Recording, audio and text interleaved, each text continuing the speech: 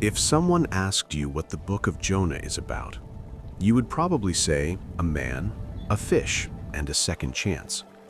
But that's not what the Book of Jonah is about. The fish is not the point. The fish is in chapter 1. The real story of Jonah doesn't happen until chapter 4.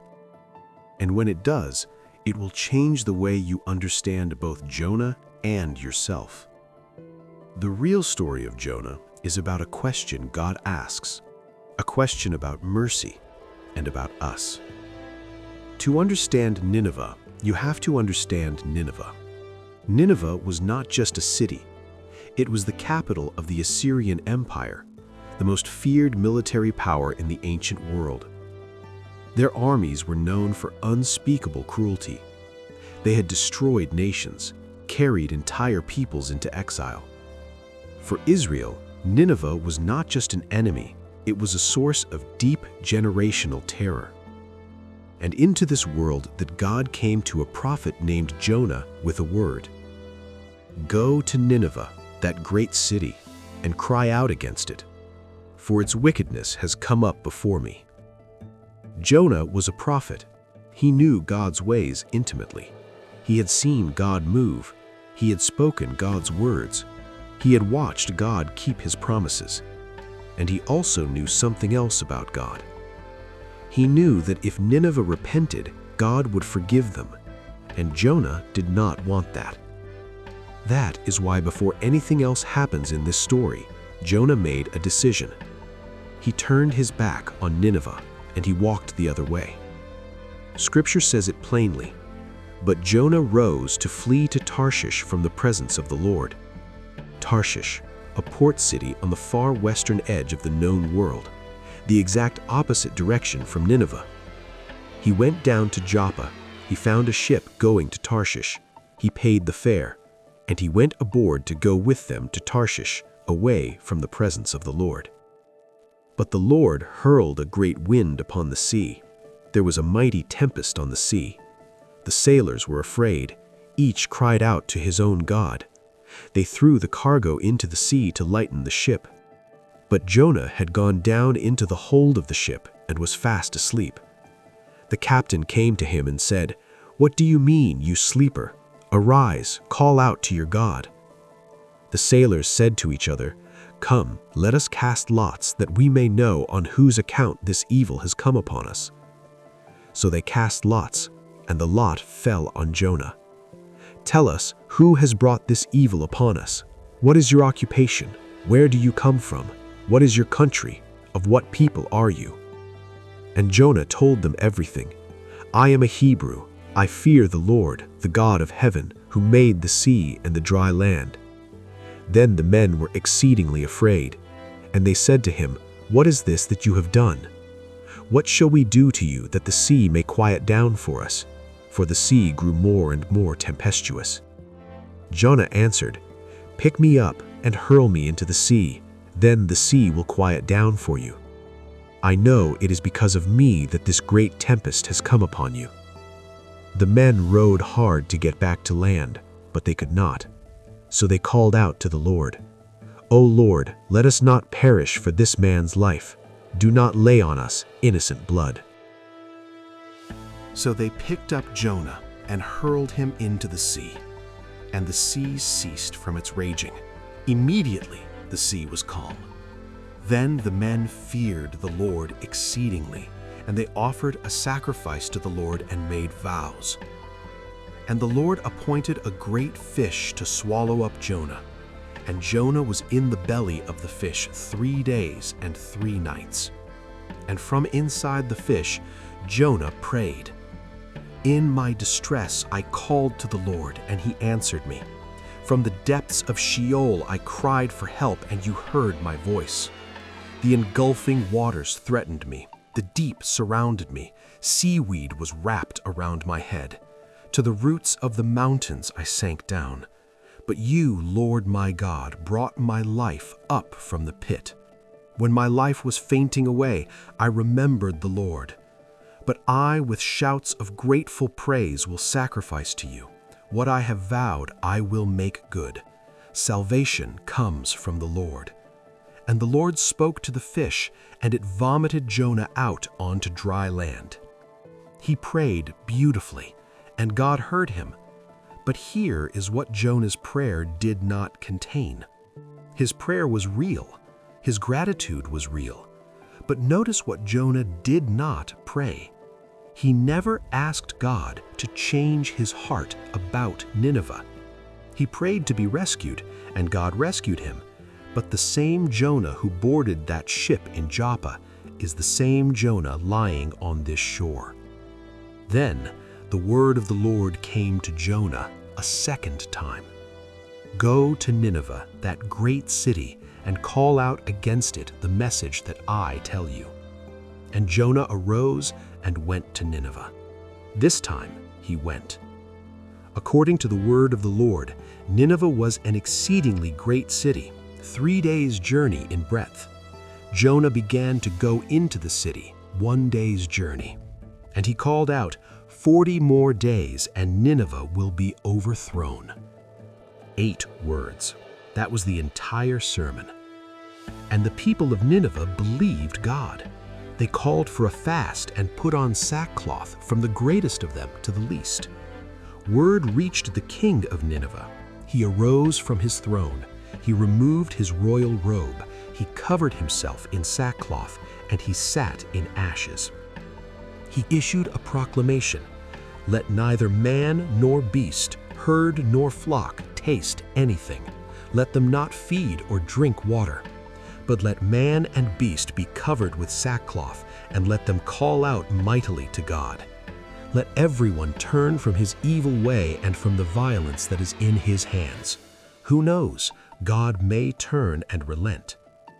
When God saw what they did, how they turned from their evil way, God relented of the disaster that he had said he would do to them, and he did not do it.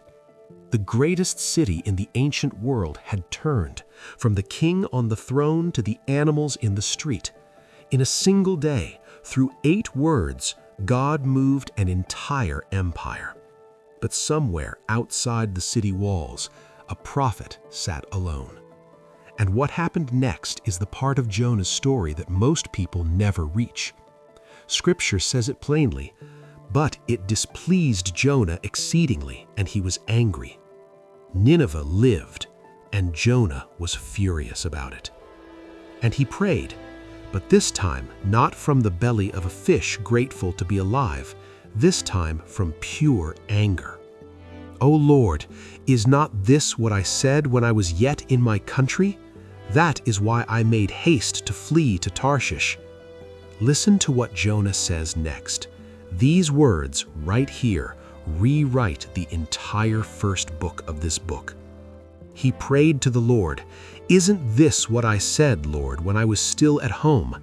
That is what I tried to forestall by fleeing to Tarshish.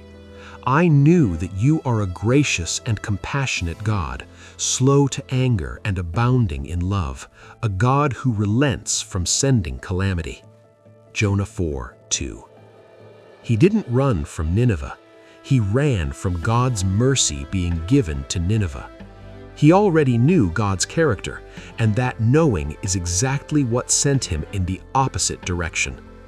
This is one of the most honest and most uncomfortable confessions in the entire Bible. Jonah isn't hiding anymore. He is telling God exactly what he thinks.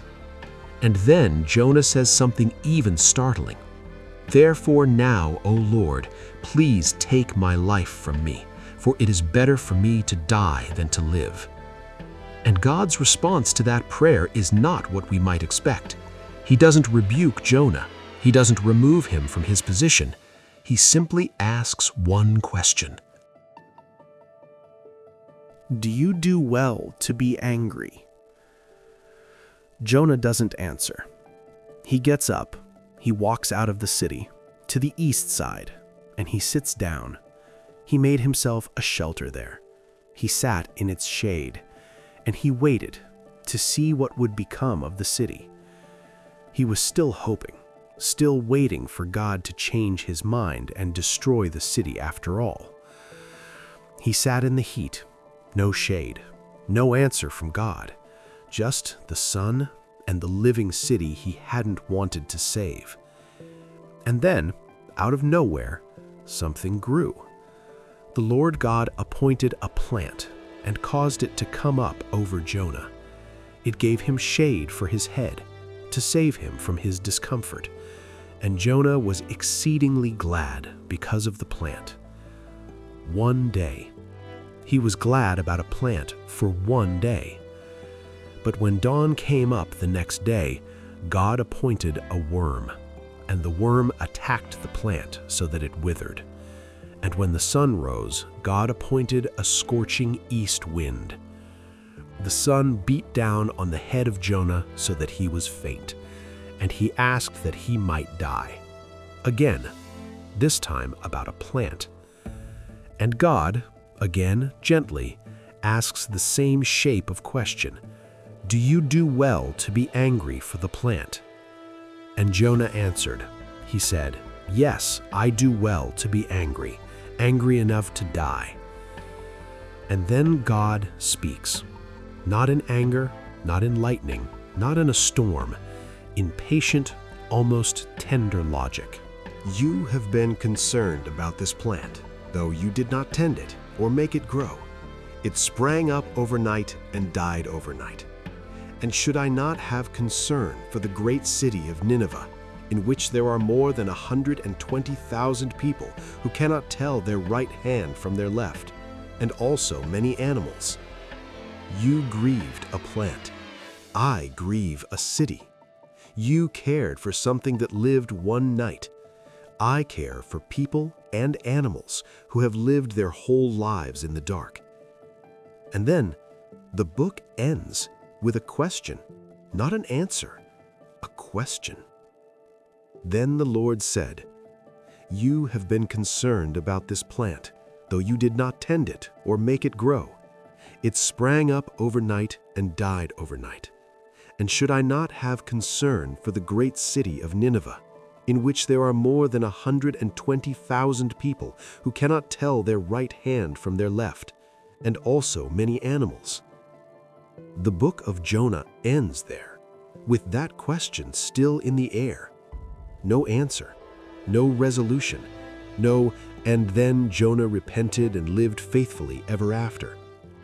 That open ending is not an accident, it is an invitation.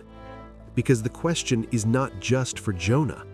We all have a Nineveh, a person who wronged you and doesn't deserve forgiveness, a group you've decided is beyond hope, a community you've written off, an enemy you'd rather see judged than saved. Jonah's problem wasn't courage. He proved he had that. He preached in the most dangerous city in the world. His problem was willingness. He didn't want God's mercy to reach the people he had decided were undeserving. And somewhere in that, we recognize ourselves. We want grace for ourselves. We are slower to want it for the people who have hurt us, threatened us, or simply don't look like us. But God's mercy is not ours to distribute. It is His to give, and He gives it according to His own character, not our preferences. And the same God who had concern for Nineveh had concern for Jonah, even in his worst refusal. He didn't abandon Jonah when he ran. He didn't reject Jonah when he was angry. He kept asking, Is it right for you to be angry? Because the book of Jonah is not really about a fish. It's about a heart, and whether that heart can open to a mercy bigger than itself.